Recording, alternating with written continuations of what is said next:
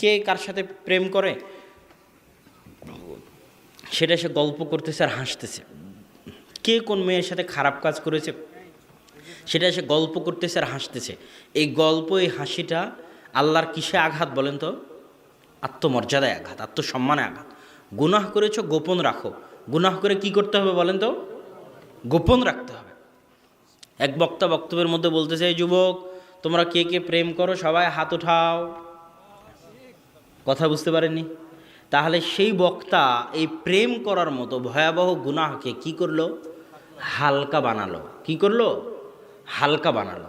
আর সব যুবক হাত উত্তোলন করে আল্লাহর আত্মসম্মান, আল্লাহর আত্মমর্যাদায় আঘাত করলো। আল্লাহ চান না যে কোনো গুনাহের কথা প্রকাশ্যে মানুষ বলার সাহস করুক। গুনাহ যদি হয়ও তো কি যেন থাকে? গোপন থাকে। গুনাহের গোপনীয়তা রক্ষা করা ইসলামে এত জরুরি, এত জরুরি, এত জরুরি যে আল্লাহর রাসূলের নিকট কেউ জেনা করে এসে ক্ষমা চাইলে, তার উপর জেনার হুকুম আরোপ করা চাইলে আল্লাহর রাসূল সহজে স্বীকার করতেন না, সহজে মানতেন না। আরে এই মনে হয় পাগল, মিথ্যা বলছে, আগে সরো তো।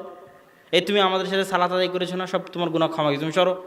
কেন? ও যখনই জিনিসটা প্রচার হবে, যখনই ওটার হুকুম বাস্তবায়ন হতে যাবে, তখন গোটা সমাজ জানবে যে অমুক মানুষটা জেনা করেছে। তখন এই যে জেনার গুনাহ গোটা সমাজে প্রচারিত হবে। প্রত্যেক দিন যখন পত্রিকায় পড়বেন যে ওখানে ধর্ষণ হচ্ছে, তো ওই যুবক ধর্ষণ পড়তে পড়তে মনে করবে যে সারা বাংলাদেশের সবাই তো ধর্ষণ করে, তা আমি করলে সমস্যা কি? কথা কি বুঝতে পারেননি মনে হয় আমার? এটা হচ্ছে গুনাহ যখন প্রকাশ্যে আসে তখন এটা ক্ষতি। ওই নিউজটাও মানুষকে ধর্ষক তৈরি করে। নিউজটাও মানুষকে কী তৈরি করে? ধর্ষক তৈরি করে। যে কেউ তো ধর্ষণ করতে বাকি নাই, প্রত্যেক দিনই তো 50-60টা ধর্ষণ, তা আমার করলে সমস্যা কি? তাহলে ওই জিনিসটা কি হয়ে গেল? হালকা হয়ে গেল। এই জন্য আল্লাহ রাসূলের কাছে আমি জেনা করেছি, এই ওই মনে হয় পাগল, এর মুখে মানে মদের গন্ধ আছে, সরাবাকে। আল্লাহ রাসূল চান না যে ওই জিনিসটা প্রকাশ্যে আসুক। সম্মানিত উপস্থিতি, আমরা আলোচনা করছিলাম রিজিক। তো রিজিকের পিছনে যদি আমরা হালাল হারাম বাস বিচার করে না ছুটি, তাহলে এটা হলো এই অবস্থা। এবার আসি পরের পয়েন্ট, রিজিক কার হাতে? এটা কি মুখের কথা না অন্তরের বিশ্বাস? অন্তরের বিশ্বাস কখন বোঝা যাবে জানেন? যারা যারা বলতেছেন যে অন্তরের বিশ্বাস রিজিকের মালিক আল্লাহ, তারা কেউ যদি একটা টাকা হারাম উপায়ে ইনকাম করার চেষ্টা করেছেন, করবেন, করছেন মর্মে পরিকল্পনা করেছেন, এরা সবাই নিজ নিজ দাবিতে মিথ্যুক। এরা সবাই নিজ নিজ দাবিতে কি মিথ্যুক? ডাহা মিথ্যা। মিথ্যা কথা বলার কি দরকার? আপনি কেন বলতে গেলেন যে আল্লাহ রিজিকের মালিক, অথচ আপনি হারামের সাথে জড়িত আছেন, হারাম উপায়ে ইনকাম করতেছেন। আপনি তো এই ভয়ে হারামের রাস্তায় গেছেন, না ছাড়লে কোত্থেকে খেতে পাবেন, তাই না? ব্যাংকে আপনি জড়িত আছেন তো এই ভয়ে যে না হলে কোত্থেকে খেতে পাবো।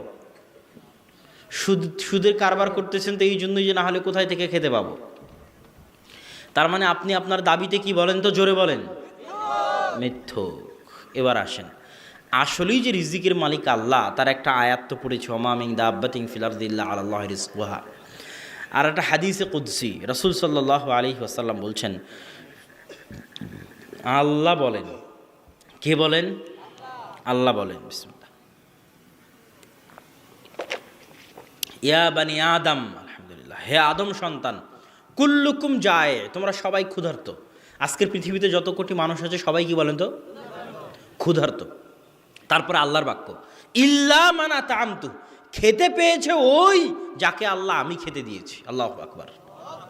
আজকে সারা পৃথিবীতে যতজন খেতে পেয়েছে ওদেরকে কে খেতে দিয়েছে? এটা আল্লাহর নিজের ওয়াদা। তারপরের বাক্যে আল্লাহ বলছেন, শোনো, ফাস্তাতিমুনি উতিমুকুম, তোমরা খেতে চাও আমার কাছে, আমি তোমাদেরকে খেতে দিব। আল্লাহু আকবার। কার কাছে খাবার চাইতে হবে? আল্লাহর কাছে।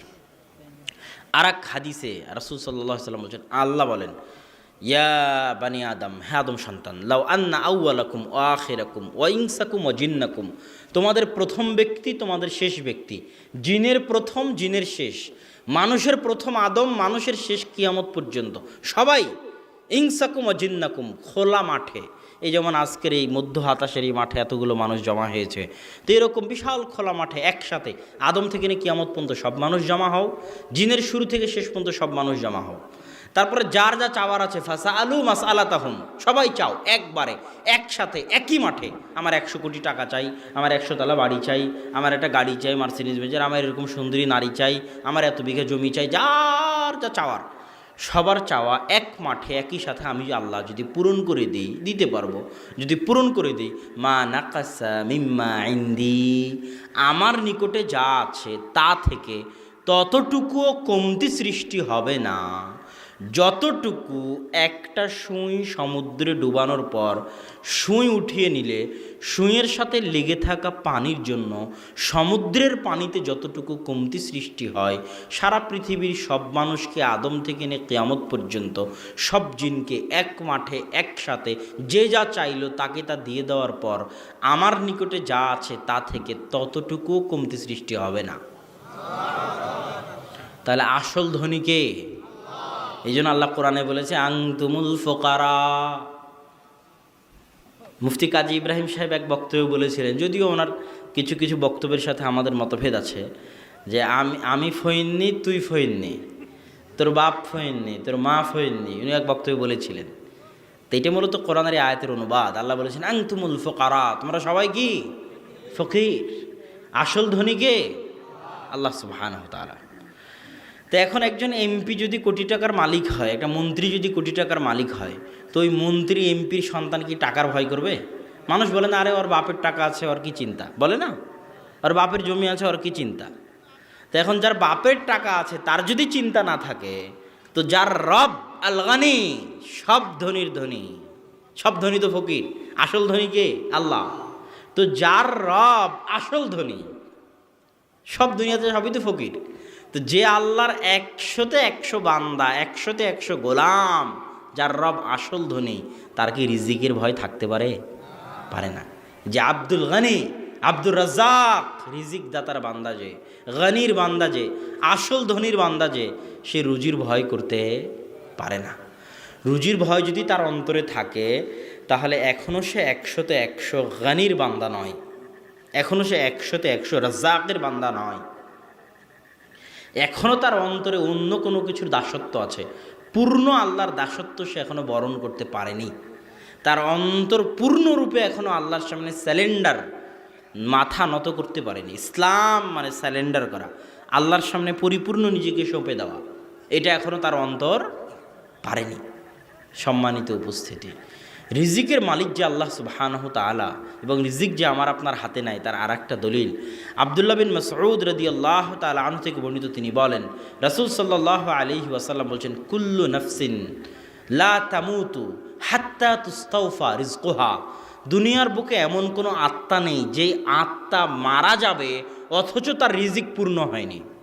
রিজিক পূর্ণ না করে কোনো আত্মা দুনিয়া থেকে বিদায় নিবে না। তো এখন দুনিয়াতে কি কেউ চিরস্থায়ী না? কেউ না, সবাই মারা যাবে, মারা যাবে। তো সবাই যখন মারা যাবে, তো সবার রিজিক কি হতে হবে? পূর্ণ হতে হবে। তাহলে আপনার মৃত্যু আপনাকে যেভাবে ধরতে চাচ্ছে, আপনার রিজিক কিন্তু ওভাবে আপনার পিছনে দৌড়াচ্ছে। কেন? রিজিক পূর্ণ না হলে তো আপনি মারা যাবেন না, এখন আপনাকে মরতে তো হবে। তো মরতে হলে তো রিজিক শেষ করতে হবে। তো রিজিক শেষ করতে হলে তো রিজিককে আপনার কাছে আসা লাগবে। তো রিজিক ওইভাবে আপনার পিছনে দৌড়াচ্ছে যেভাবে আপনার পিছনে কি দৌড়াচ্ছে বলেন তো? আপনার মৃত্যু। এবার আসেন, রিজিক যখন আল্লাহর হাতে, তাহলে ঘরে বসে কেন রিজিক পাবো না? আমি আপনাদের অধৈর্যের কারণ হব না, আমরা বসে থাকি, উঠে না যাই। তো রিজিক যখন আল্লাহর হাতে, তো ঘরে বসে কেন রিজিক পাবো না? এটা কি প্রশ্ন করে না মানুষ? প্রশ্ন করে। দেখেন, আল্লাহ সুবহানাহু ওয়া তাআলা কোরআন মাজিদে বলছে, হুয়াল্লাযী জাআলা লাকুমুল আরদা যালুলান ফামশু ফি মানাকিবিহা ওয়া কুলু মির রিজকিহি। তিনি সেই সত্তা যিনি কি করেছেন? জমিনকে তোমাদের জন্য অধীনস্থ করে দিয়েছেন। কেন? যাতে তোমরা এই জমিন থেকে রিজিক অন্বেষণ করতে পারো। আর এক আয়াতে আল্লাহ সুবহানাহু ওয়া তাআলা বলছেন, ফাইদা কুদিয়াতিস সালাত ফান্তাশিরু ফিল আরজ। যখন সালাত শেষ হয়ে যায়, তখন তোমরা ঘরে শুয়ে থাকিও না, জমিনে ছড়িয়ে পড়ো। কেন জমিনে ছড়িয়ে পড়ো? জমিনের প্রতি ইঞ্চি মাটিতে আল্লাহর দয়া আছে, আল্লাহর বরকত আছে। আল্লাহু আকবার। এই একটা ইঞ্চি জায়গায় একটা ধান ফেললে ধানের গাছ হবে না? ও তাহলে ওই একটা ইঞ্চিতে কি আল্লাহর দয়া নাই? দয়া আছে। প্রত্যেকটা প্রত্যেকটা ইঞ্চি জায়গায় আল্লাহর দয়া আছে। তো এখন যে ঘরে শুয়ে আছে, রিজিকের জন্য বের হচ্ছে না, সে এমন কোন লাট সাহেব যে সে আল্লাহর দয়ার মুখাপেক্ষী নয়? কথা মনে হয় বুঝতে পারেনি।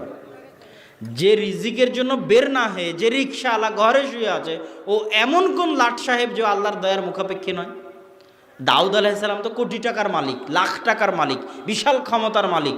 আসমান থেকে বৃষ্টি বর্ষণ হচ্ছে স্বর্ণের, গোসল বাদ দিয়ে স্বর্ণ কুড়াতে গেছে। কি দরকার দাউদের স্বর্ণ কুড়ানোর? দাউদ বলছে, শোনো, আমি যদি দাউদের মর্মার্থ, ভাষার মর্মার্থ, সারা পৃথিবীর সব সম্পত্তির মালিক যদি আমি হয়ে যাই, তবু আমি আল্লাহর দয়ার মুখাপেক্ষী। আরও একটা স্বর্ণ আল্লাহর দয়া, তাই ওটা কুড়াতে গেছি আল্লাহর দয়া মনে করে। আল্লাহু আকবার। আপনার ভিতরে এই জাজবা থাকতে হবে। আপনি কোটি টাকার মালিক হলো, লাখ টাকার মালিক হলো, ঘরে বসে থাকতে পাবেন না। ঘরে বসে থাকা মানে আল্লাহর দয়ার সামনে নিজেকে লাট সাহেব দেখানো। কিসের কোটি টাকার মালিক আপনি? কোটি টাকার মালিক হলো ঘর থেকে বেরোতে হবে রিজিকের নেশায়, রিজিকের অন্বেষণে। 1 টাকা যদি সারা পৃথিবীতে কোথাও বের করা যায়, হালাল পন্থায় ইনকাম করা যাবে 1 টাকা, ওই 1 টাকার পিছনে ছুটতে হবে। এটা ইবাদত, এটা আল্লাহর দয়ার পিছনে ছুটা, এটা আল্লাহর রহমতের পিছনে ছুটা। ওই 1 টাকা আল্লাহর দয়া। যে রিক্সাওয়ালা হাতাশ বাজারে দাঁড়িয়ে আছে, দাঁড়িয়ে থাকার পর আপনি গিয়ে বলবেন চলেন সদরে যাব, হাঁপা নিয়ে যাব, ও বলবে আজকে আমার যা ইনকাম করার হয়ে গেছে, আজ আর করবো না। তো ও জীবনে কোনো দিন ধনী হতে পারবে? ও কোনো দিন ধনী হতে পারবে না। ও ধনী হওয়া ডিজার্ভ করে না। ধনী সে হতে পারবে 1 টাকা হালাল উপায়ে উপার্জন করার পথ থাকলে ওটা আল্লাহর দয়া মনে করে ওর পিছনে ছুটতে পারে, যে ধনী হওয়া তার জন্য মানায়। আর ধনী হওয়ার পর ধনী হয়ে টিকে থাকতে পারে ও, যে ধনী হওয়ার পরেও আল্লাহর দয়ার মূল্য দেয়।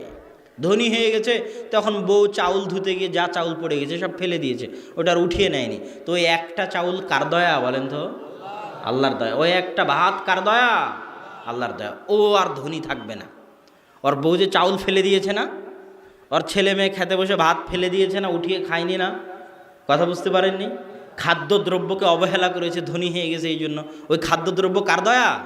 আল্লাহর দয়া। ও পরিবারে আর টাকা থাকবে না, ও শেষ হয়ে গেছে। হয় ও গরিব হয়ে যাবে, না হয় ওর ছেলে গরিব হয়ে যাবে, না হয় ওর পৌত্র গরিব হয়ে যাবে। ওই পরিবার থেকে টাকা বের হয়ে পালাবেই পালাবে। তাহলে ধনী হওয়ার পর ধনী টিকিয়ে রাখার সবচেয়ে বড় মাধ্যম হচ্ছে আল্লাহর ছোট থেকে ছোট দয়াকে মূল্যায়ন করা। যে আজকে পৃথিবীতে বড় ধনী, Bill Gates, Mukesh Ambani, Jack Ma, সবার জীবনী পড়ে দেখেন, এরা আল্লাহর দয়াকে মূল্যায়ন করে। আপনার মতো সকালবেলা ঘুমিয়ে থাকে না, এরা সব ভোর 4টে, 5টা, 6টার মধ্যে ঘুম থেকে উঠে যায়। এখনও গুগলে সার্চ দিলে আপনি পাবেন যে এরা ভোরে কয়টায় উঠে। কেন? এরা আল্লাহর দয়াকে মূল্যায়ন করা জানে। আর যে আল্লাহর দয়াকে মূল্যায়ন করবে, ও কাফের হলেও আল্লাহ দুনিয়াতে ওর প্রতিদান দিবে, পরকালে যাই থাক। পরকালের ফায়সালাতে ইমানের উপর। আর ও সকাল 9টা 10টা পর্যন্ত ঘুমিয়ে আছে, ও ধনী হবে? ও কোন লাট সাহেব যে ঘুমিয়ে থাকলো আল্লাহর দয়াকে ফেলে রেখে, আল্লাহর রহমতকে ফেলে রেখে ও ধনী হবে? আর ভাগ্যে ধনী লেখা থাকবে? অসম্ভব। সারা পৃথিবীতে যে যারা ধনী হয়েছে, ওরা প্রত্যেকটা মিনিটকে, প্রত্যেকটা সেকেন্ডকে, এক একটা টাকা যেটা হালাল উপায়ে ইনকাম করা যাবে ওটাকে মূল্যায়ন করেছে, এই জন্য ধনী হয়েছে। ও যুবক বলে যায় মাস্টার্স পাশ করে বেকার বসে আছে। আরে একটা বাদাম, এক ঝাঁকি বাদাম বাজারে নিয়ে দাঁড়ালে যদি 100 টাকা ইনকাম হয়, ওই 100 টাকা কার দয়া? তো তুই কোন লাট সাহেব হয়ে গেছিস যে 100 টাকার পিছনে ছুটতে পারিস না? ঘরে বসে শুয়ে থাকিস আর মাস্টার্স পাশ করে বলে আমি বেকার বসে আছি। ও তো অহংকারী, ওর ভাগ্যের জীবনে ধনী হওয়া নাই। আরে বাজারে একটা চকলেট বিক্রি করলেই তো টাকা হয়, ভ্যান নিয়ে বাজারে বের হলেই তো টাকা হয়। তো ওই ভ্যান নিয়ে বাজারে বের হলে যে টাকাটা হবে, ওই টাকাটা কার দয়া? তো তুই কোন লাট সাহেব যে মাস্টার্স পাশে ঘরে বসে আছিস বলছি আমি বেকার? দেখ, এইরকম শত হাজারো যুবকের যারা আল্লাহর দয়া, আল্লাহর রহমতকে মূল্যায়ন না করে নিজের অন্তরে অহংকার লালন করে। সম্মানিত উপস্থিতি, রিজিকের একটাই রাস্তা, রিজিক বৃদ্ধির একটাই রাস্তা, আল্লাহর দয়া মনে করে জান প্রাণ লাগিয়ে কোথায় থেকে একটা হালাল টাকা পাওয়া যাবে ওর পিছনে ছুটতে হবে। আর যখন টাকা চলে এসেছে তখন একটা ভাতকেও অবমূল্যায়ন করা যাবে না। একটা ভাতকেও, রাসূল সাল্লাল্লাহু আলাইহি ওয়াসাল্লামের নির্দেশ, শোনো, তোমাদের প্লেট থেকে যদি একটা ভাত পড়ে যায় তো ওই ভাতের ময়লা দূরে ধুয়ে ফেলে তোমরা খাও, হাত চেটে তোমরা খাও, প্লেট চেটে তোমরা খাও। কেন? তোমরা জানো না কোনটাতে বরকত আছে। আর যদি ছেড়ে দাও তাহলে এটা কার জন্য ছাড়া হবে? শয়তানের জন্য ছাড়া হবে। আর যেখানে শয়তান ওখানে বরকত থাকবে না। রিজিকের বক্তব্যের একটা মূল অংশ হচ্ছে বরকত শয়তান আল্লাহ, বরকত শয়তান আল্লাহ ফেরেশতা। যেখানে শয়তান ওখানে বরকত নাই, যেখানে আল্লাহ আছে ওখানে ফেরেশতা আছে, যেখানে ফেরেশতা আছে ওখানে বরকত আছে। যে বাড়িতে শয়তান আছে ওই বাড়িতে বরকত থাকবে? বাড়িতে ঢোকার সময় আজকে যারা উপস্থিত আছেন, যদি ধনী হতে চান, যদি টাকা হালাল উপায়ে ইনকাম করতে চান, বাড়িতে বরকত চান, বাড়িতে ঢোকার সময় যদি না বলেন আসসালামু আলাইকুম ওয়া রাহমাতুল্লাহ। আসসালাম হচ্ছে আল্লাহর নাম। সালাম কার নাম? আল্লাহর নাম। শান্তি, সালাম আল্লাহর নাম, সকল শান্তির উৎস আল্লাহ। বাড়িতে ঢোকার সময় যে আল্লাহর নাম নেয় না, যে সালাম উচ্চারণ করে না, ইবলিস বলে এই বাড়ি তোমাদের থাকার জায়গা, এই বাড়ি তোমাদের খাওয়ার জায়গা। আর যেই বাড়ি শয়তানের থাকার জায়গা, শয়তানের খাওয়ার জায়গা, ওই বাড়ির টাকা পয়সায় বরকত হতে পারে না, অসম্ভব। খাবার খাওয়ার সময় আপনার স্ত্রী বিসমিল্লাহ বলে খাওয়াবে না, আপনার ছেলেরা বিসমিল্লাহ বলে খাবে না, তাহলে ওর সাথে কে খাবে? ইয়াকুলু মাআহু শাইতান। আর যেখানে শয়তান খাবে ওখানে বরকত থাকবে? থাকবে না। সম্মানিত উপস্থিতি, আর সব বরকত এগুলো গেলে শয়তান যেখানে বরকত নাই ওখানে। সব বরকত কোথায় থেকে আসে? যেখানে আল্লাহর নাম আছে, যেখানে আল্লাহর বাণী কোরআন আছে, যেখানে আল্লাহর নাম আছে আর যেখানে আল্লাহর বাণী কি আছে, ওখানে কি আছে বলেন তো? বরকত আছে। আল্লাহর নাম মানে বিসমিল্লাহ। বিসমিল্লাহ বলে খাও, বরকত। বিসমিল্লাহ বলে স্ত্রী সহবাস করো, সন্তান বরকতময়। আল্লাহর নাম নিয়ে যা করবে, বিসমিল্লাহ বলে জবাই করো, পশু হালাল। আল্লাহর নামের এত গুরুত্ব, এত পাওয়ার। বিসমিল্লাহ বলে বলো বিসমিল্লাহিল্লাযী লা ইয়াদুররু মা ইসমিহি শাইউন ফিল আরদি ওয়ালা ফিস সামা ওয়া হুয়াস সামিউল আলিম। ওই আল্লাহর নাম নিয়ে দিন শুরু করছি, যে আল্লাহর নামের এত শক্তি, এত ক্ষমতা, এত পাওয়ার, যে আল্লাহর নাম থাকলে লা ইয়াদুররু মা ইসমিহি, যার নাম থাকলে আসমানে এমন কোনো শক্তি নাই, জমিনে এমন কোনো শক্তি নাই, যে আল্লাহর নাম থাকলে আসমানে এবং জমিনে এমন কোনো শক্তি নাই যে আমার শরীরের সমপরিমাণ ক্ষতি করতে পারে। ওয়া হুয়াস সামিউল আলিম, তিনি সব কিছু শুনছেন এবং দেখছেন। এটা আল্লাহর নামের পাওয়ার। কিসের পাওয়ার বলেন তো? নামের পাওয়ার। যেখানে আল্লাহর নাম আছে ওখানে বরকত আছে। আর যে বাড়িতে কোরআন তেলাওয়াত করা হবে এটা আল্লাহর বাণীর পাওয়ার, কালামুল্লাহ, আল্লাহর কালামের পাওয়ার। যে বাড়িতে কোরআন তেলাওয়াত হয় না ওই বাড়ি অন্ধকার কবরের মতো। যার জীবনে কোরআন নাই ওর জীবন পশু প্রাণীর মতো, কুকুর শ্রীগালের মতো। আল্লাহ যেন কাউকে কোরআন না শিখে মৃত্যু দান না করে, আমিন। আপনার কোনো মুসলমানের সন্তান যেন কোরআন না শিখে বড় না হয়, আমিন। কোরআনবিহীন জীবন অন্ধকার জীবন, বরকতবিহীন জীবন, পশু প্রাণীর জীবন। কোরআনবিহীন বাড়ি অন্ধকার বাড়ি, বরকতবিহীন বাড়ি। ওই বাড়িতে শান্তি থাকবে না। কোটি টাকার মালিক হলেও বাড়িতে শান্তি থাকবে না যদি কি না থাকে, কোরআন না থাকে। কোরআন বাড়িতে বরকত এবং রহমতের বাড়িধারা বর্ষণ করবে। বাড়িতে কোরআন নাই, যত টাকার মালিক হন শান্তি থাকবে না। স্বামী স্ত্রী মিল নাই, ছেলে মেয়ে মিল নাই, বাপ মায়ে মিল নাই, ভালোবাসা মহব্বত নাই, মারামারি গণ্ডগোল, রাত্রে ঘুম নাই, টেনশন, চাপ। সব কিছুর মূল উৎস হচ্ছে আপনার বাড়িতে বরকতের দরজা বন্ধ হয়ে গেছে। বরকতের দরজা উন্মুক্ত করতে চাইলে কি লাগবে? আল্লাহর নাম লাগবে আর আল্লাহর বাণী কোরআন লাগবে। সম্মানিত উপস্থিতি, রিজিক যদি আমরা বাড়াতে চাই, আলোচনা শেষের দিকে চলে এসেছে। রিজিক বাড়াতে চাইলে আর একটা বড় মাধ্যম রিজিক বাড়ানোর, যত মানুষের রিজিকের দায়িত্ব আপনি নেবেন আপনার টাকা তত বাড়বে।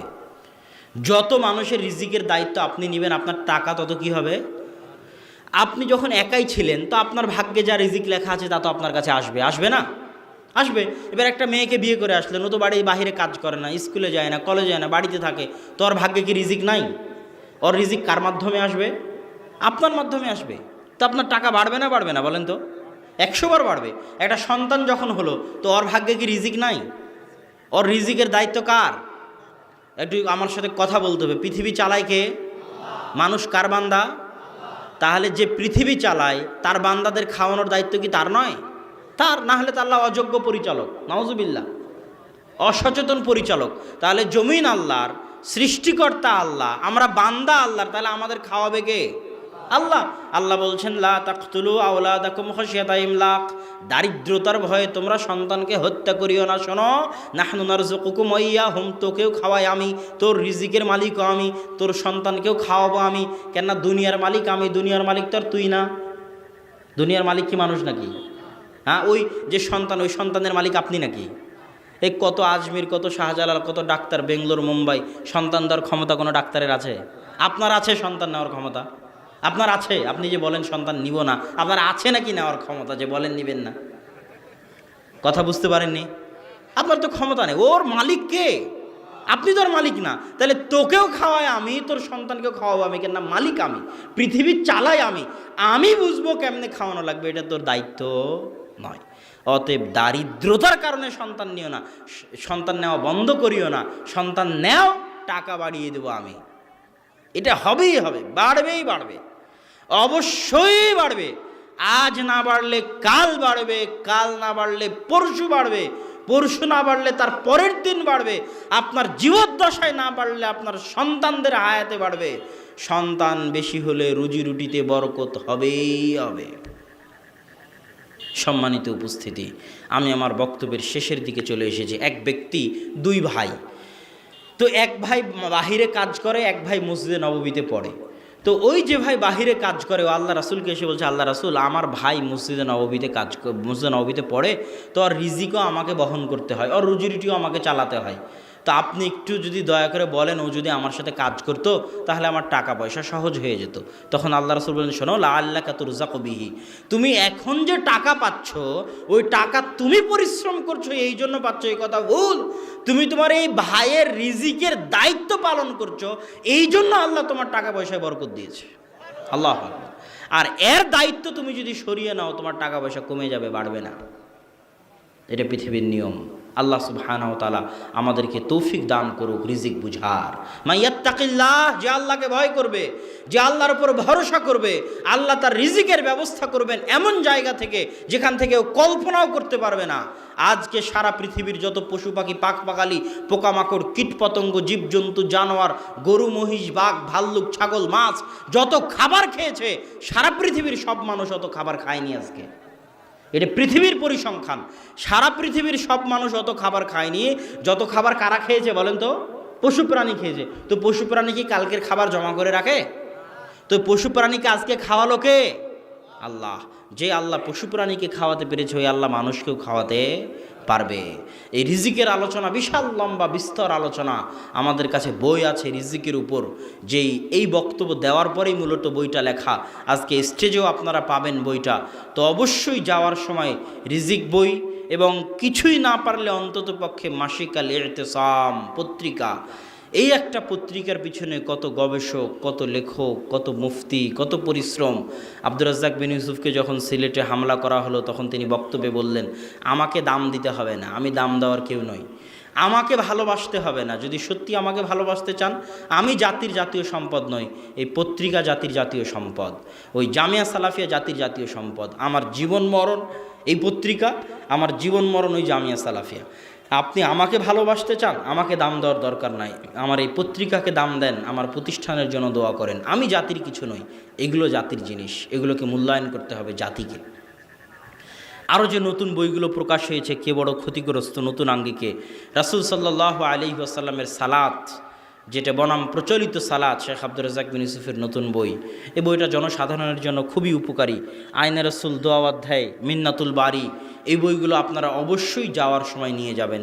আর দুইটা জরুরি ঘোষণা, তার মধ্যে একটা জরুরি ঘোষণা হচ্ছে, অবশ্যই আপনারা আপনাদের শ্রদ্ধেয় শেখ আব্দুর রাজ্জাক বিন ইউসুফের জন্য দোয়া করবেন। আল্লাহ সুবহানাহু তাআলা যেন তাকে যাবতীয় বিপদ আপদ, বালা মুসিবত, মানুষের ষড়যন্ত্র, মানুষের হিংসা বিদ্বেষ, কুদৃষ্টি, বদনজর থেকে হেফাজত করে তার নেক হায়াত যেন বাড়িয়ে দেন। আমিন।